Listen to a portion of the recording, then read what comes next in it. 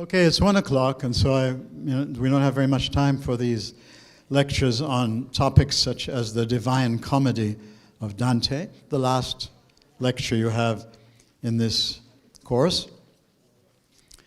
In a sense, this is a work similar to Homer's epics. You didn't do the Roman epic of the Aeneid, but this, in this line, is like the sort of Christian epic that one would, if you're comparing it in literature, to Homer and to the Aeneid. And it brings together much of what you've been dealing with in CVSP 202.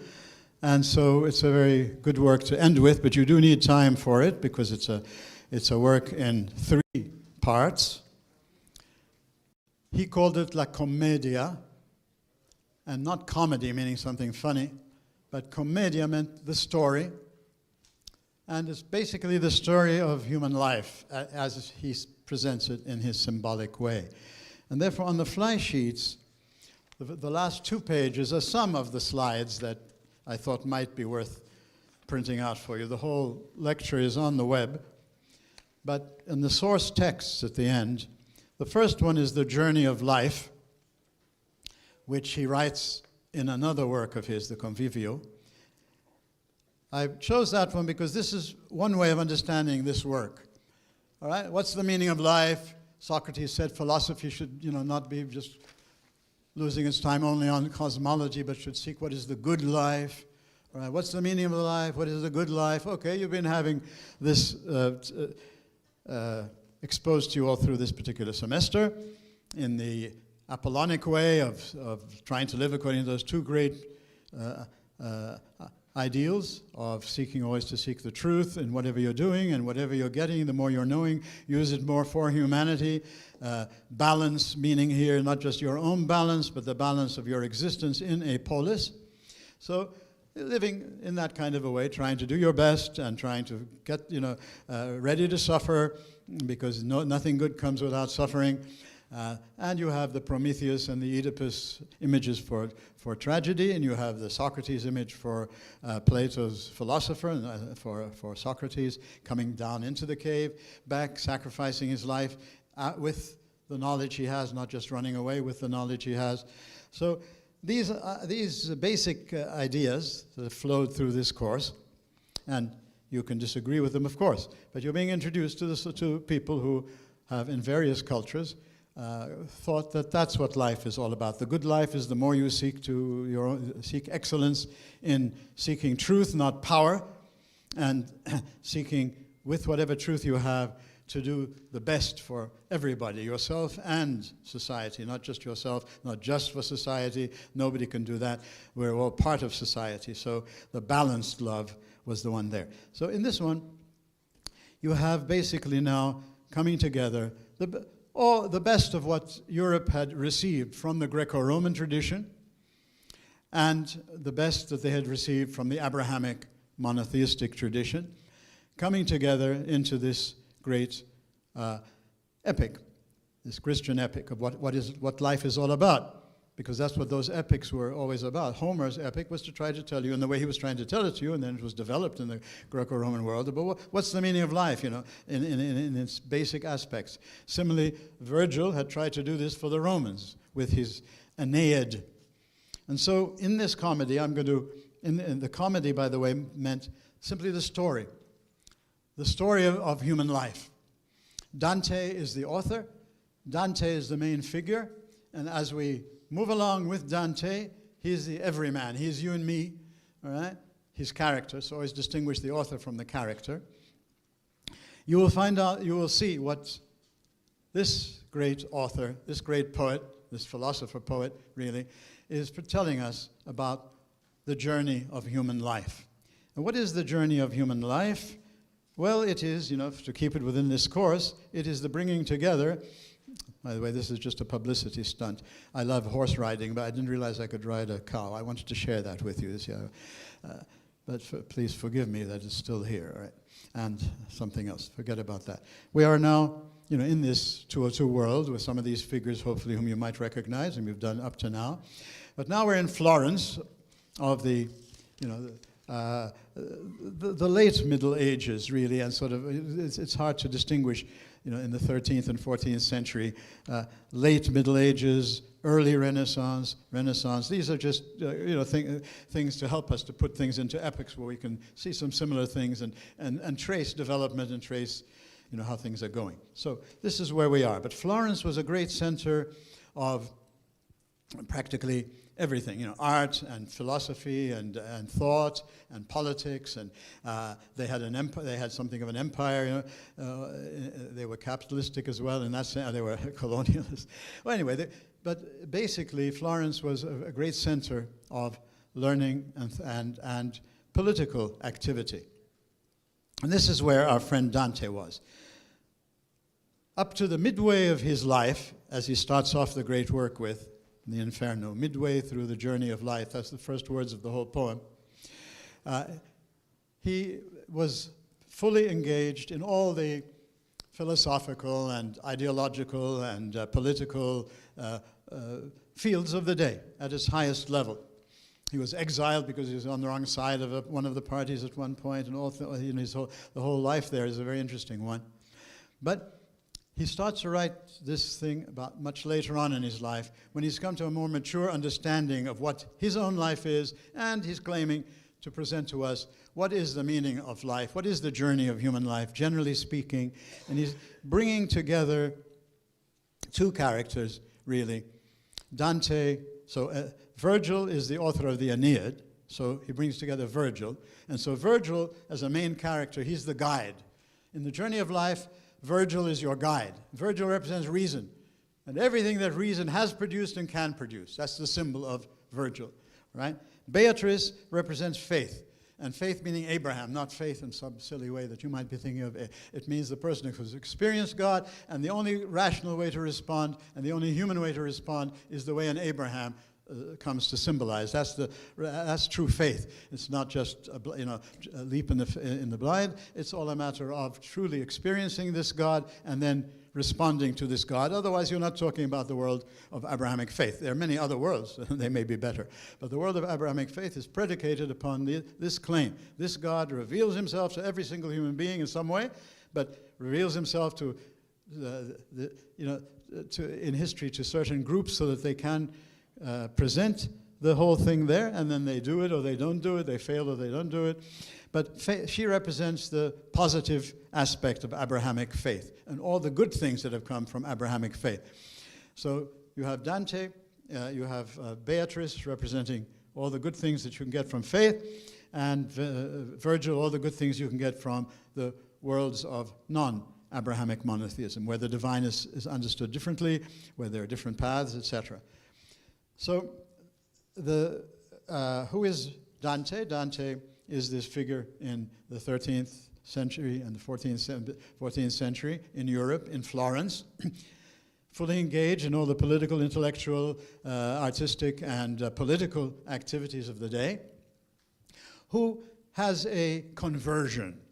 Now, a conversion, you've had two conversions at least. You've had the conversion in Plato's cave, where one comes to realize, this isn't the best way to use reason. I'm just using it for my own power and for I don't know what. This self-recognition. But if I want to turn, it's going to cost me, and so it's painful. So I have to be forced to turn. So put the symbols into the cave story. Don't just say, we force him to come out. How do we force him to come out? Once you understand Plato, it means he's going to come to a point that Plato came to when he met Socrates. And nobody forced Plato to change from being a poet to a philosopher. It's trying to tell you how difficult it is and how difficult to come out of the cave. Even when you start to see you're on the wrong path and you see where the right path is, it's not easy. You've got to kill something in yourself. You've got to sacrifice. You've got to go in a different direction. So you had the philosophical conversion of the intellectual, who's honest enough to come to the point of recognizing, I don't know everything. Even the things I know, I shouldn't be just peddling them as if they're the final truth about everything and having people just follow me for power so I can be, I should be seeking truth for its own sake. And truth itself is worth following and leading into. So that conversion in the cave is a difficult conversion. It's a struggle. You always want to come back to your comfort zone, but if you continue in it, you come out into the light and into proper truth and goodness and all of that. The monotheistic Christian conversion story is started with the one in Augustine, where he thought the Bible was really second-rate literature because the Greco-Roman stuff was so much higher. When he meets people who are actually living this thing and can explain to him how to read the Bible and how to live the Bible, all right, he starts to recognize in it over time that this is what I've been seeking. What I've been seeking through Plotinus and the mysticism of Plotinus, what I've been seeking through the philosophers and the intellectual stuff. This is the divine. This is the truth that I have been seeking. He now sees it with his reason. But remember in the Confessions, the story, he doesn't want to go there. And that's his discovery for philosophy, for all times, is that reason on its own doesn't mean automatic morality. Virtue is not knowledge, right? That you can have knowledge, but virtue is more than knowledge. Virtue is the putting into practice your knowledge, doing it for the community, doing it for the polis in the Greek world, doing it for the church in the Christian world, doing it for the ummah in the Islamic world, doing it for the global world in today's world. Right? So this is the heart of the conversion that requires an act of the will. Plato hadn't discussed the will, you see. He had left it there to be explored further because you can't explore everything. Augustine, standing on the shoulders of him, tells you that there's one further step that I've discovered through monotheism, through Abrahamic monotheism. There's a God outside of this cosmos. There's a God I can't reach through mystical experience. I can't reach it just through intellectual activity. I have to have the humility of simply asking for it, receiving it, because it's always on offer, experiencing it. And then when I experience it, I start to understand. Believe in order to understand. Only then can I understand. And the more I understand, the more I want to use my understanding also to reflect on what I believe. So it's always a dialectic of the two. This is the Christian conversion. Dante has a similar conversion in his day, midway through his life, and he symbolizes it in this work, in Dante's Human Comedy. At the beginning, in the comedy is simply like commedia, not comedy. It was called the Divine Comedy by people who liked it. He didn't call it the Divine Comedy. He called it la commedia, the story of human life, the journey of human life. Hellishness, purification, heavenliness. All right? That's what he's telling you about. What's hellishness? How do you get purified from hellishness? How do you get to be heavenliness? That's the story of this work. And so he uses all kinds of familiar characters. He refers to some things that people know about historically, but he's using them all as symbols. So he uses Virgil as the symbol of reason, and everything reason can truly reach properly. But reason winds up to have a limit. He can only go through the first two parts of the journey through hellishness and purgation. When you're ready now back to innocence, back to Adam and Eve, all right? And then from there, Virgil disappears, and only Beatrice, who represents faith, can incorporate everything that's great from reason, but take you the step further into the fullness of the divine world. So this is the faith and reason, in other words, are the two things that are interacting in this work, and he presents it as in a kind of autobiographical way. Midway, I want to flash to something here. I'm going to have to do this in a way that I'm sure you're going to be unhappy with, and I'm going to be unhappy with. And once again, I'm giving a lecture that I wasn't necessarily supposed to be giving. The whole work is about the journey of human life is a journey of love. And love comes to be what Augustine was trying to tell us about through how important the will is in human life. It's not just reason and rational development. It's not even mystical experience, all right? It's the will, and how the will, that is love, how it works with reason, how it works with whatever experience we have. That's what decides what's good and what's evil. So love is the heart of the whole work. Your life right now for him is a journey of love. But you have a free will. And the more you grow in reason, the more reason enlightens you, the more responsible you become. And so you can sin. You can't sin until you have become rational enough to realize what you're doing freely and with the power you have and knowing you're betraying God or some other human being. That's sin in theology. Sin is not just breaking the law. It's betraying a human or betraying God. That's why the word sin shouldn't be used to translate hubris or hamartia or any of the other terms that were used in the other cultures. It's a perversion of love. So when you love yourself at the expense of everybody else, God and and humans, when you want to be your own God, Adam and Eve in the Garden of Eden wanting to be their own gods, they decide what is morality, and therefore you start to have the you and the other, you have the self and the other. Before they were all in union with one another, you start to have the split and betrayal. Adam betrays Eve, and then Cain betrays evil, and then Ham betrays Noah, and then it goes on to the Babel when they want to have heaven on earth without God.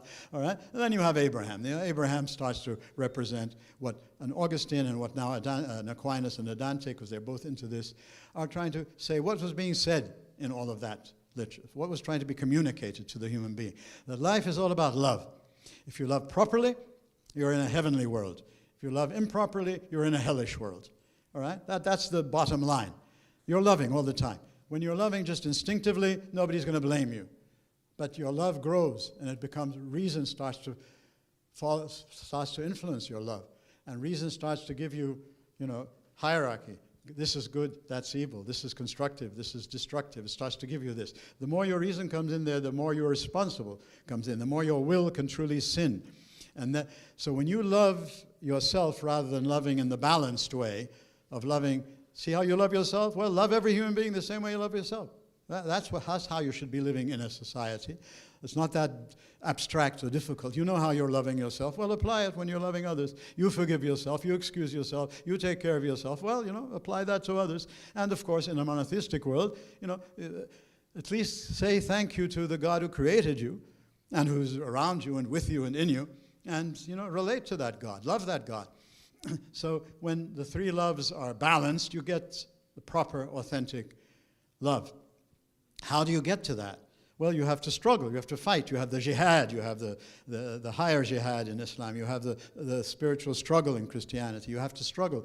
There's a struggle in life to make something worthwhile. Nothing comes without struggle. Nothing comes without sacrifice. You've seen this in the tragic world. You've seen it in Socrates' world. Nothing important comes without sacrifice. So you need to be like that and ready to sacrifice for a heavenly world against the easier hell, the easier cave. It's easier to stay in the cave of Plato than to sacrifice and come out and then help the polis by coming back down. So these things interface with each other. Love, the journey of love, is that we are attacked primarily by three of the worst kinds of love. Love can be perverted. It's not just love. You see, the Epicureans said love. Love is good, whatever kind of love, as long as it's love. This in this world, no, you have to even in the Greek world, and beyond that, you have so many words for love in the Greek world. Love you have to understand what is the particular meaning of that word. How are you using it? Well, in this world now, it's the will, the good will, the will that's generous, that's humble, has its strength under control, meekness, that has zeal for helping others, commitment, active concern, the virtues. The will that uses what it has to serve others, liberality, that has a proper control of oneself so that they can not just ruin themselves by overeating food and hurting the family around them and society generally. And in chastity, love can only be controlled, the sexual love can only be controlled if you have love for the other human being. So you will not worry about who you're damaging when you commit adultery, when you break up a husband-wife unity. You won't care about that because you can justify it in many ways, all right? But if you have love, you have this kind of love, this balanced love that you wouldn't want somebody to do that to you, and you would be thinking of the person you're harming in that. And so self-control is extremely important for all things. That's the basis of all virtue. If you don't have self-mastery, you're a slave to yourself. Self-mastery is becoming more and more not a slave of yourself, so that you can use all of yourself to be liberal and zealous and meek and generous and humble. And these are the godlike qualities that you are in the image and likeness of God. And the more you pursue these, the more you are doing the godlike thing. When you don't do them, pride, the opposite of humility. Humility is to serve others. Humility doesn't mean I'm no good and you're better than me. No, no, no, no, no. You know, God isn't going to say I'm not God, but God serves us. God creates us. God takes care of us. God forgives us. God sustains us. In this view of God, always put yourself in the place of the culture you're trying to study. That's to understand what they're saying and why they're saying it. God is the absolute image of humility. He serves. He doesn't destroy you. When there's a flood, only one person is good. He keeps all of humanity, and he promises no matter what you do, no matter how bad you get, we'll never have something that horrible again. So you have a God who isn't just interested in his power and trying to keep his own thing and all this. Humility is the aspect of God. Humilitas, superbia, pride. This goes back to Augustine, by the way. He found that the reason he left the Platonists and their mysticism and their Platonic philosophy was not just because he found something he thought was better. He was also responding to the human, the existential thing. He found they were full of superbia, pride. There was no humilitas, which he found in the Christian world. That's what attracted him into the Christian world. When he met his peers, intellectual peers, who also were living humilitas, living servant. I'm ready to serve you. I'm not just looking for my own interest. All right? So this notion of humility is, these words have to be carefully defined. So Dante finds himself a slave to pride. Envy. Envy doesn't mean, whatever you might want to mean. I think of the crab. What it is sort of the crab story, a bucket of crabs, and they start crawling out of the crab bucket. And then one of them starts to get up and to get free, and the others pull him down. I don't want anybody to be better than me. That's envy. I cannot stand it if somebody is better than me. If someone shows he's able to do something better than me, no, but he's this and that and that. Envy is in the Bible, envy is the main thing of the devil. Envy. Okay, supposedly in this Christian thing, the devil was envious of the human being once he knew what God was going to do for the human being, and so he can't harm God. So he seduces humans into what they do. So these symbolic stories carry a lot of truth in them for a global world and humans. Envy is when you don't have enough generosity to admire that somebody else is better than you, and to encourage them and to learn from them. No, you want everybody to come down to your level. What Nietzsche calls the leveling syndrome in democracy. Democracy could be wonderful, but democracy tends to want to lower you down because of envy. I'm just as good as you. So there are always ways of perverting something. So pride, envy. The opposite is generosity, admiration, wrath. Shu mafi asha, shu mafi delivery. I don't know whether you lived through these television things there. I'm the boss here. I'm the macho thing. Or the woman who might do it. It's not just a gender thing. But wrath is when you're not doing what I want you to do, and so I get angry at you. All right. Divine wrath is the wrath of holiness, the wrath of justice. Justice, you have a lot of time to try to get yourself ready, but you insist on continuing to do the horrible thing and destroying others. If God doesn't intervene with his wrath, then what's this kind of a God? A God is not a jiddunana in monotheism. He's a loving, forgiving, giving opportunity, all the things for that, but there is an accountability. So the wrath here is the perverted wrath, the wrath that only gets angry. When did Oedipus you didn't do Oedipus in this course, I'm sorry. I was thinking of Tiresias when the only time he gets angry at Oedipus in the Oedipus story is when he's insulted personally. He doesn't care about giving the truth to save the polis of Thebes. He's only interested, wrath. The opposite is meekness. Meekness is not weakness. Unfortunately, in English it comes to meekness, prautes. It's the virtue of the lion. The lion has strength in the animal world, but the lion doesn't just use their strength, it's used in a symbol in this way. So meekness is the ability to control your strength. Use it only in the right place, to the right measure, in the right place.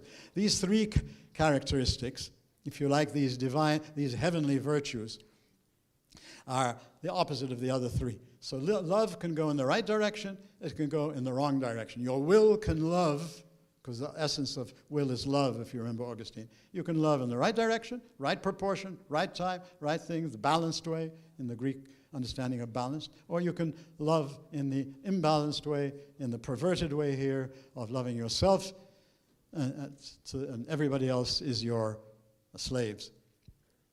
Love defective, sloth, indifference to others. Who cares?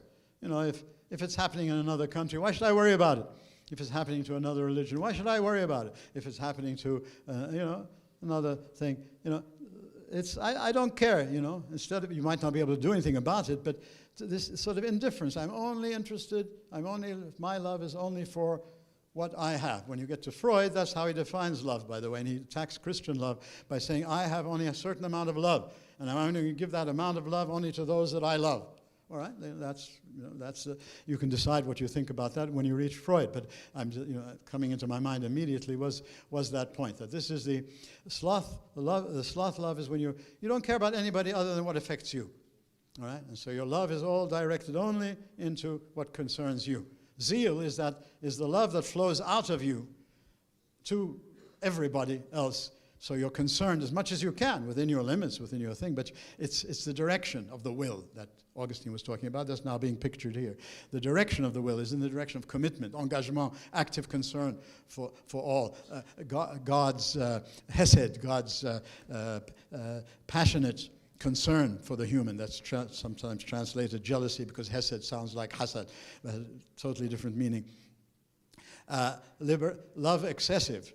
When you love good things, money, food, sex, they're all good, you see. There's no Greek sort of matter is the cause of evil and the body is is the prison of the self. All this stuff is in another culture. It might be truer than this, but understand each culture on its own terms. That's the empathy aspect of all serious scholarship. Understand and then dialogue. And you might you might learn something from that culture and then also have good grounds for rejecting it. But first learn it. Love excessive means the love of money. If you love money so that you can use it for everybody, that's fine.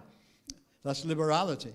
If you love food sufficiently to support yourself and to enjoy the good things of food, that's wonderful. You have self-mastery.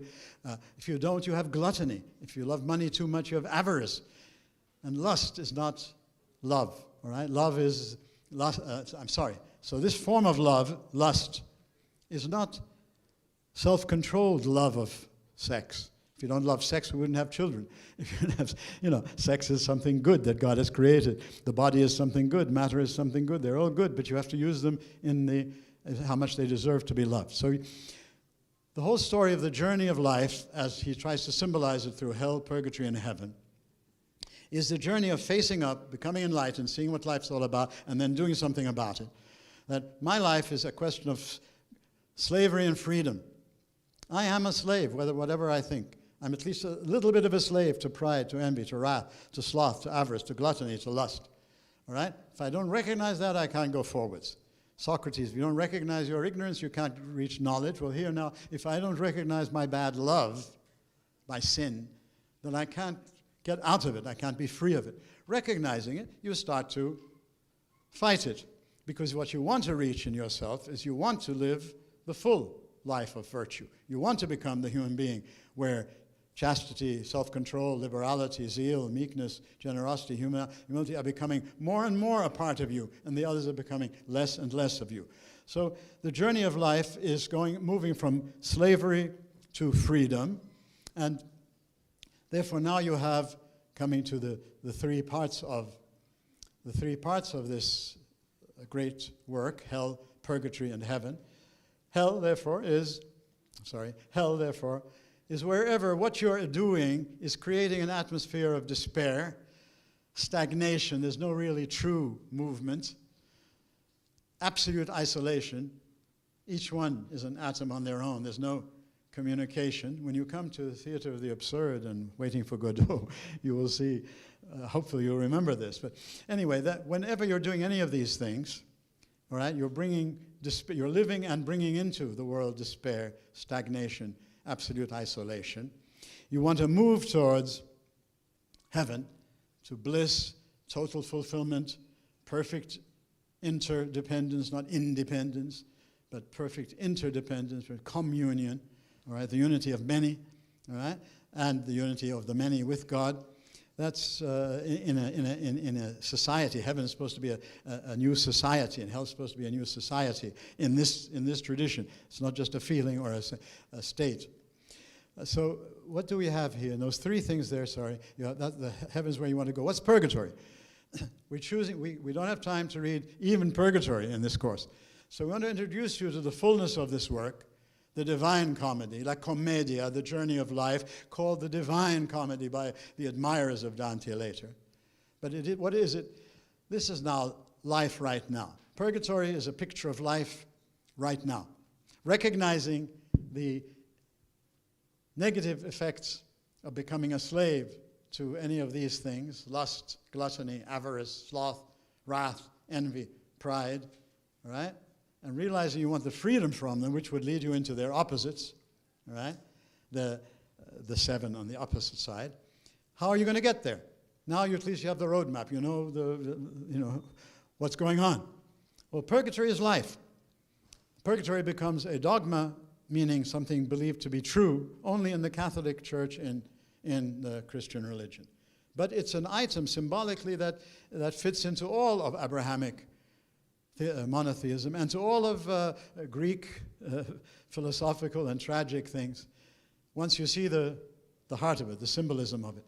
Purgatory simply means if you want a heavenly existence, however you describe it, and you recognize that there's a lot of hellishness in you and around you, but now in you, in the person. How are you going to go from here to here? Well, you need purgation. You need to be purged. So, literally speaking, nobody can make that exodus, that Passover from this life to the next life and go from the way they are in this life to heaven, being in the full presence of God and where there's no evil whatsoever and where everything is there. You can't make that split in a sort of form of magic. You have to be purged, all right? So some people believe that you'll be purged immediately, some Christian theology, and you'll be purged immediately. In this world, in the world of the Catholic world, they came to believe that, no, this life was already a preparation. You're already being purged right now, and you have the opportunity now to purge yourself so that you don't have to be purged any further. But most people are going to reach a point where they won't be happy in heaven, all right? And others won't be happy to have them with them in heaven. Something has to happen to them. And so purgatory, and purgatory comes to be something that the Catholic Church believes is actually going to happen, that the only way you're going to get to heaven is that you're going to be further purified in some way. And so purgatory becomes the symbol for that. And so he is now writing about it through his imagination, what must it be like, and it's always balanced in terms of his basic principles, all right? Purgatory is going to be purging you by helping you get rid of your pride and developing your humility, all right? And the other two that way. That's the journey of life. Life is the jihad al-akbar, is the spiritual struggle, al-harb al-ruhiyya, all right? This is life. Life is struggling against that which you recognize you want to be free from. There's no force. And then starting to do it by doing the remedial thing, the positive thing. The positive thing, the more you do the positive thing, the more you lose. The more you practice being in action humble, or humility as its true meaning, the more you lose the pride. So this is what purgatory stands for at the level of theology, at the level of poetry, at the level of symbolism, at the level of that. So don't be worried about the dogmas in monotheism. Try to find in all of monotheism the heart of the human meaning in each of these things that are being presented to you. And you will find much more unity from the Greek and the Roman and the three monotheistic worlds, and you'll find more unity with the agnostics and the Marxists and the atheists. If you look for the heart of this mechanism, the will. How is love being used? And in each of these cultures, in their own way, they will present it. They may not use the word love, but here now it's love, the will.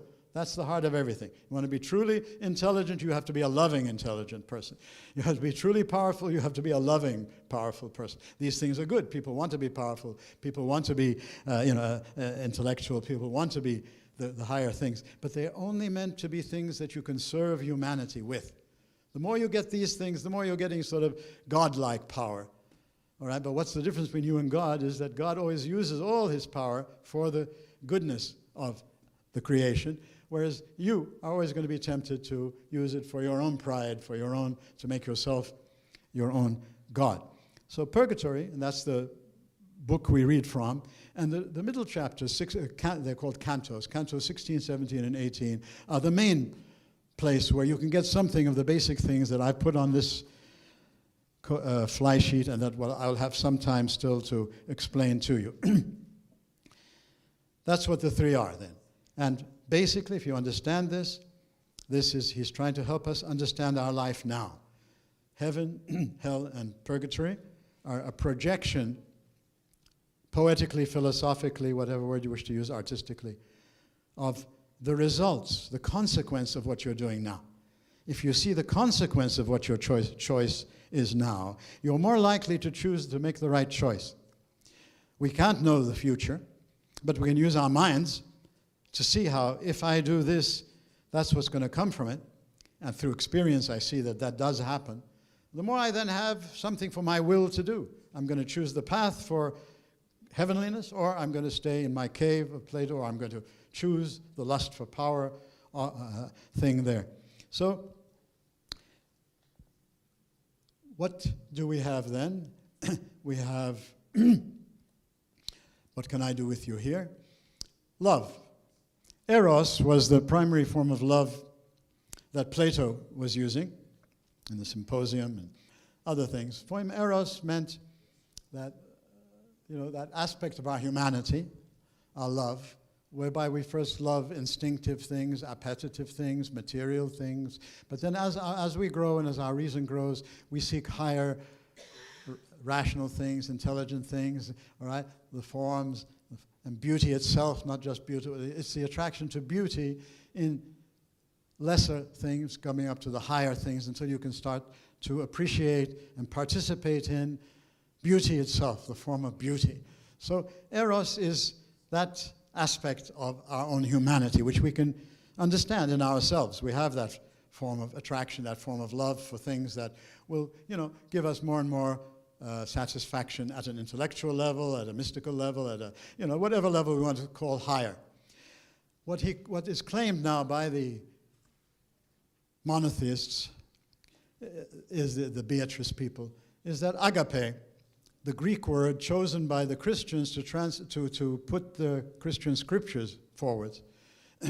Agape, a Greek word that was one of the least used Greek words. There was eros, there was philia, there was Philadelphia. There were many other words for different types of love in the Greek language. Agape was rarely used. So when they wanted to speak about the love of God for the human, not man's love for God, intellectual love, mystical love, whatever, not the love that reaches something, but the love that descends to you, the love that comes to you, and that's the meaning of revelation in monotheism. In revelation, not just through the books, but through the life of the communities and the experience of all that, you're supposed to experience a love that goes well beyond eros, that is not man-made in any way, that is totally unmerited, and that really helps you to understand what is love, what is divine love. Divine love is giving to someone something they don't deserve. Why? Because you respect every human as yourself. And so if you have divine love, and that's supposedly the thing that humans don't have much of, is that the readiness to die for your enemy. And that's the symbol of the cross, of course. That's the symbol of Jesus on the cross. Symbolically, whether you believe in it or you don't believe in religion. But symbolically, that's love. Everything else is moving towards the fullness of divine love. Divine love is only when you as a human being, or the God you believe in, actually does that. So put God aside, understand it in yourself. If ever you find yourself giving yourself totally to another person who doesn't deserve it, you're not going to get any gratification from it. You're not going to have a mystical experience. You're not going to have the delight of intellectual contemplation. You're going to have the simple delight of being godlike, truly godlike in the Abrahamic God way, and being able to give without anything in return. So agape comes to stand for that. What is caritas? Caritas is the Latin translation. And what it means of love, and what it means primarily, the way it's understood in an Augustine and now in Aquinas, down in Dante, is primarily it is the fusion of the two loves. God's love does not destroy what he has created. But God's love comes and fulfills that love. So Jesus says, I have not come to break anything of the Sharia of the past. I've come to fulfill it, to bring out its true meaning. All right? Then love then is being brought out in its true meaning. Its true meaning is using the natural things you have, as long as you're doing it in a Plato and Socrates way, seeking the best and seeking goodness as much as you can. But it's only human, and therefore it can never reach the top. It needs agape to fulfill it. So caritas is agape, God's love, fulfilling all of your best of your natural love. Agape, fulfilling eros, becomes caritas. And this is accessible only through God, supposedly in this system. You can't achieve it just by knowing about it. You need to experience the love of God in the covenant with God. Okay, so why is it? What does it do specifically? Two things that these people think, from an Augustine to an Aquinas to now a Dante, how they have tried to explain this. Eros always has the temptation of reaching pride, superbia. I mentioned that before about Augustine and the Platonists. As good as it is in their intention to seek truth and to do all that, it always, because they're a human, they're always going to be attacked with the temptation, the original temptation, and commit the original sin of pride, wanting to be their own God, meaning thinking they are somehow unique and everybody else is less than them. So agape purifies eros. It keeps eros, but it makes sure it doesn't become proud. It keeps it humble, giving eros the right perspective. Eros, after all, is a human project and could make a mistake. It can think one thing is higher than another thing when they're not. You can think power is more important than sharing. You can think that intellectual perfection is better than being a good human, being a good-willed human being. So it gives you perspective and it gives you spirit. Agape gives you both truth, perspective, wisdom, and agape also gives you the more important thing, the right human spirit, which was lost when humans started to follow the lust for power thing in them. So, Caritas summarizes the project of human life, the journey of life, therefore, the purgatory of human life, if you like, is making the best of reason and faith. Beatrice sends Virgil to rescue him. He's being, in a poetic way, he's being attacked by three great animals want to destroy him. A lion, a leopard, and a she-wolf, representing pride, envy, and wrath. So he's saying in his autobiography, I recognized I was a slave to pride, to envy, to wrath. And who saved me? Virgil. First thing that saves you is awareness, the cave thing. All right?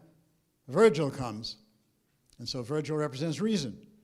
Reason is starting to save me, to help me to get back on the right path. I've gone off the right path because I'm not even using reason properly. So, but Virgil says, Beatrice sent me. So even reason is less than God's love.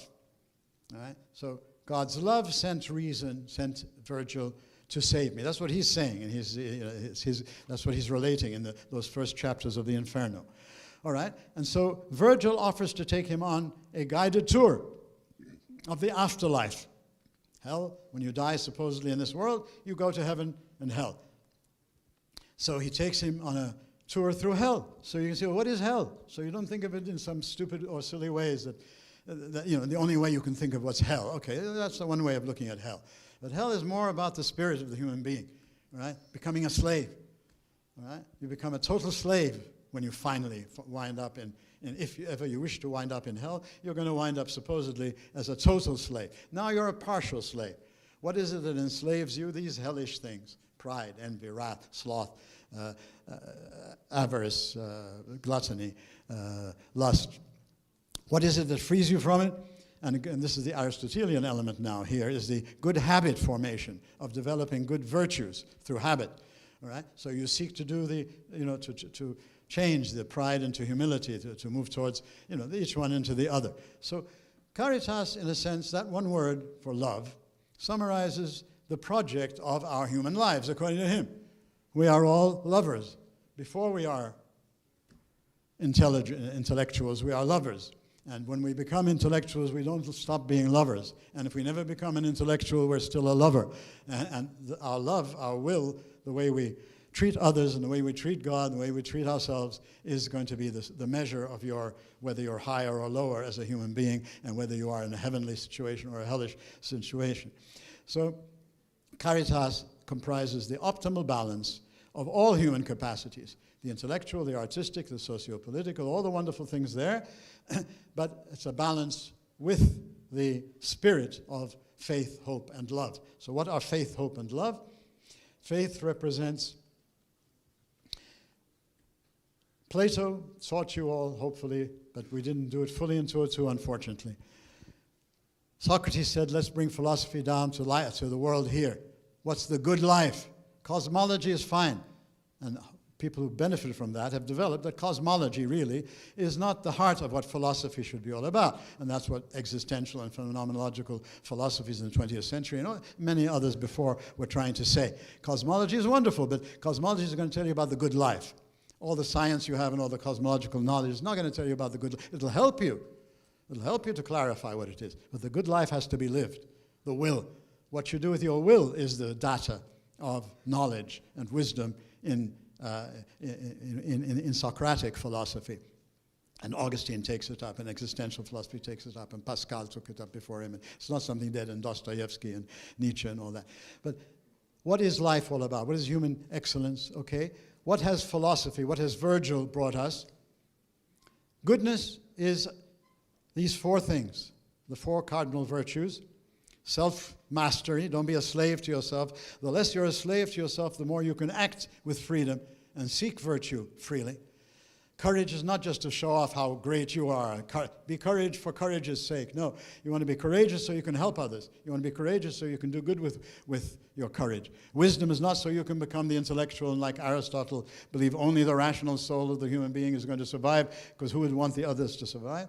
All right? That rather your wisdom will lead you to be humble and to see that you, no matter how intellectual you are, you're no better than the simplest person, who's doing their best. Justice is when the three of them are doing the right thing. And so, good, in other words, you can't have self-mastery unless you understand it's a form of goodness. No courage unless you see it's a form of goodness. No wisdom unless you see it's a form of goodness. No justice unless you see it's a form of goodness. Otherwise, justice can be cruelty, Daesh, not just in Daesh, but in anybody who practices justice in the way Daesh seems to have been practicing it. If it's not a form of goodness, it's not justice, it's simply cruelty. Okay, those you know from reason. Okay, what do you know from the Abrahamic tradition? Beatrice, all right? That there's more to wisdom than just that wisdom. Goodness, yes, but love also. So faith will bring you into a world. Remember, Augustine had said faith is opening a door into the world of Abrahamic monotheism and experiencing it. So you're not just abstractly theorizing about it. It will tell you that the full faith will give you more and more wisdom. Faith means primarily what is it you experience of the divinity you're having faith in, and how are you responding to it? There's no abstract meaning of the word faith, and it doesn't mean fate, F-A-T-E. All right, faith in the Abrahamic world means exactly what was happening with Abraham, what was happening, all the things, what still happens with people who live this, is that faith is first of all recognizing in some way that God exists, recognizing, experiencing that God in some way. Supposedly you're supposed to experience it in your monotheistic communities, but that's another story.